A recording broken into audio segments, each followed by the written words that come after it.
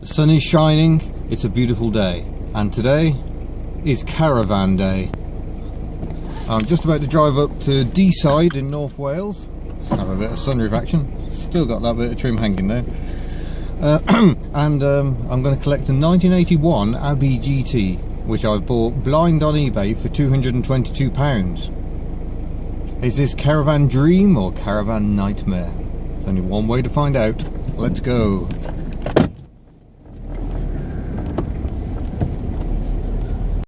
Just to liven things up on this collection trip, the other day I managed to spill diesel on the clutch of this car. I was changing the fuel filter, or trying to. I actually had the wrong one, just to really annoy me. And yeah, I managed to have a bit of a spillage, and somehow the diesel found its way onto the clutch. So that was slipping quite badly for quite a while. I'm hoping it'll now be alright.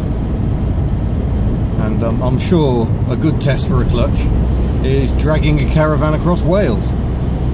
So here we go. I've got a couple of hours to go until I get to the Caravan, and then the fun and games really does begin.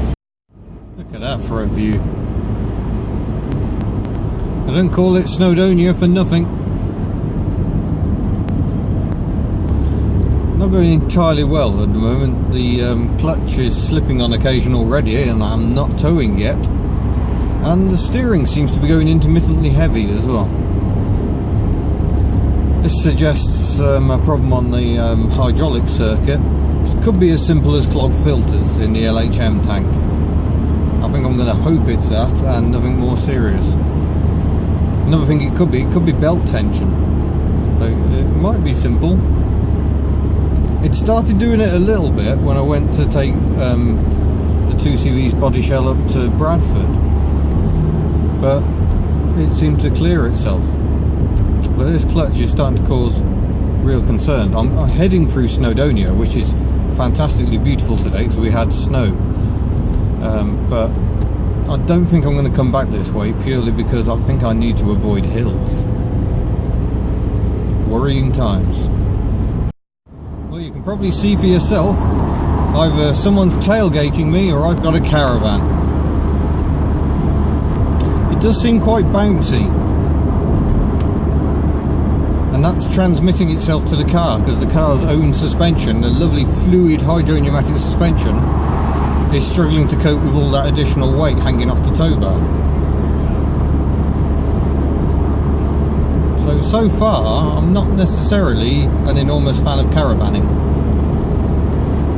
Although that might partly be due to the amount of stress I'm feeling, because the clutch is struggling somewhat, if I'm honest. It's also quite windy up here, and I'm feeling that plenty.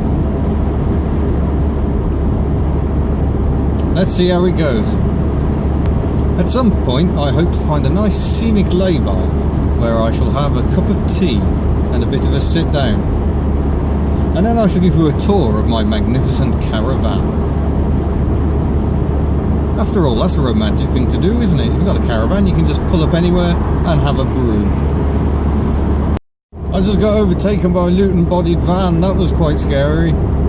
You feel the bow wave of the van hit the Caravan before the van is actually alongside you. Whoa, peculiar. I thought caravanning was meant to be fun. I'm not sure why I thought that. So let's talk through some points of law when it comes to towing. Firstly, driving licenses. I'm lucky, in a way, because I passed my test 2 years before all the restrictive licenses came in, so I can legally tow a Caravan with no experience at all. I can legally drive a 7.5 ton truck with no experience at all, and I have, obviously, because it has to be done. Oh my gosh, I'm going for an overtake.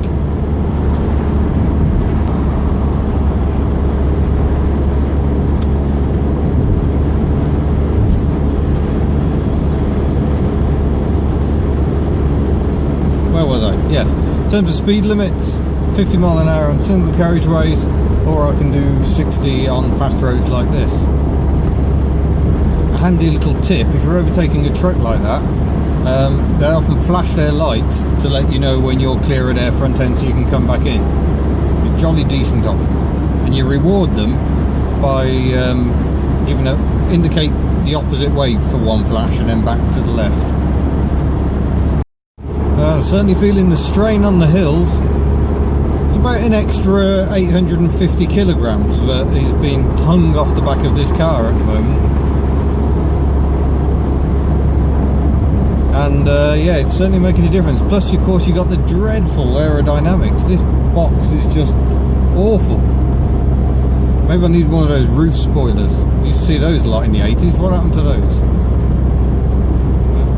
And the stink is horrible because the engine's working really hard. So all the oil and stuff that's accumulated on the engine over the years, that's all now starting to get very hot and very smelly. I'm keeping a very close eye on the temperature gauge.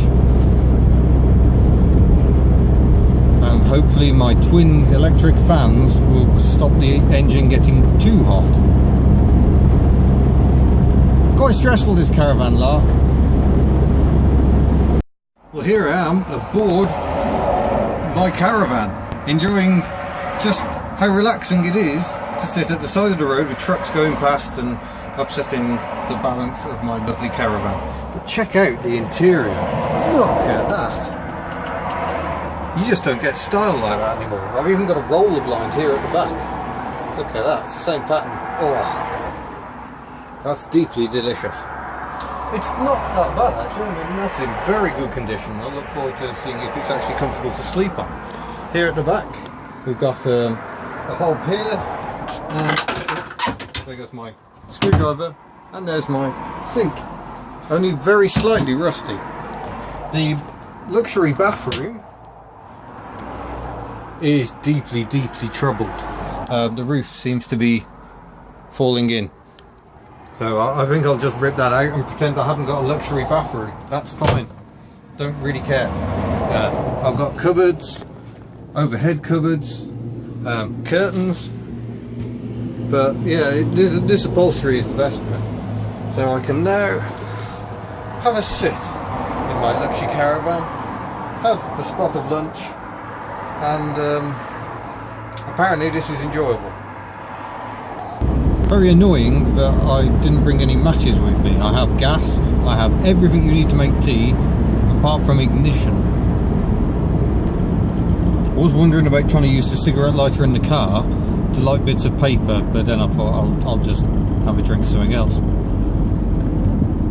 My first brew aboard the caravan will have to wait.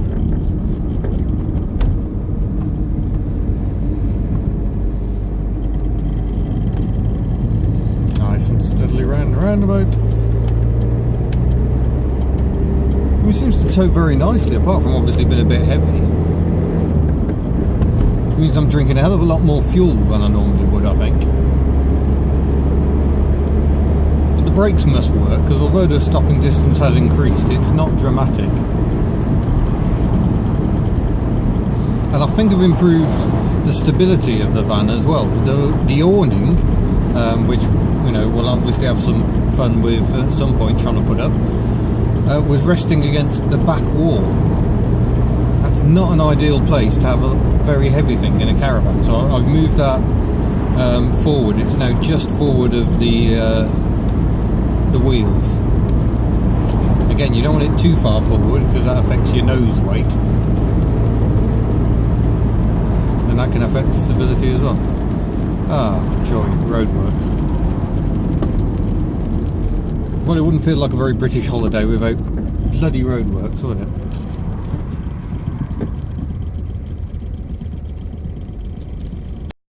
While we're waiting, dear Michelin, your wiper blades are rubbish. Brand new blades, dreadful. Well, I'm almost home. It appears to be trying to sleet a bit, which is interesting. And it must be said, once again, I find myself not leading the queue of cars. I'm driving slowly by my standards, but clearly I'm not driving slow enough to become a mobile chicane for everyone else. So that's refreshing. I mean, yes, you have to corner a little more gingerly, but most bends on a sort of out on the road are absolutely fine. Caravan just follows the car. So have to be a bit careful at roundabouts. I don't think today, the first day of Caravan ownership, is the day to find out what the limits are. That could get embarrassing and expensive. So don't forget to subscribe and you'll be kept up to date with everything I'm up to, whether it's Caravans, 2CVs, or perhaps even some fancy exotica, you never know. And I'll see you next time. Ta-ta!